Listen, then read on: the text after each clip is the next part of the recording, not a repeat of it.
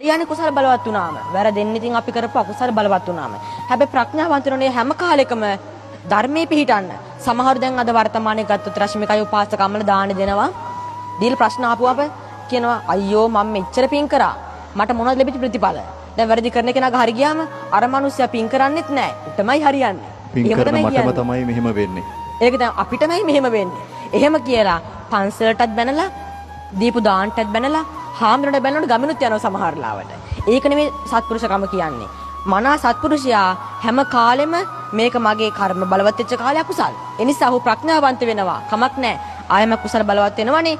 ඒ කාලේට මම නැවත පින් කරනවා. ඉතින් හොඳම උදාහරණයක් අනාථපිණ්ඩික සිටුතුමා කියන්නේ. එතුමාගේ ධනය එක කහවණක්වත් ඉතුරුන්නේ නැහැ. නමුත් එතුමා දහමෙන් වෙන් වුණාද? නැහැ. දීපු දාන්නට බැනද? නැහැ.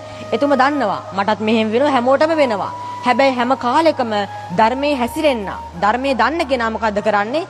කොච්චර ප්‍රශ්නාවක් දහමෙන් ඈත් වෙන්නේ නැහැ. අනිත් කෙනා සත්පුරුෂයා කොච්චර බාධකාවක් වැඩක් කරන්න ගියොත් මැද දාලා යන්නෙත් නැහැ.